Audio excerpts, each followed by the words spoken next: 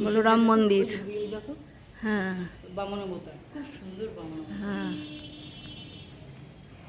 সন্ধ্যেবেলা এসেছিলাম।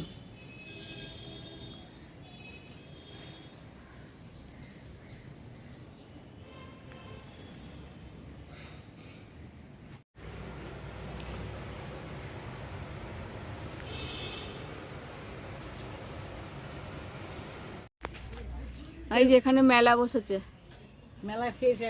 মেলা খুলছে। বলরামের এখানে একটা মেলা বসেছিল।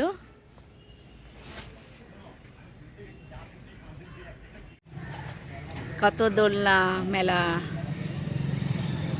নাগরদোলনা।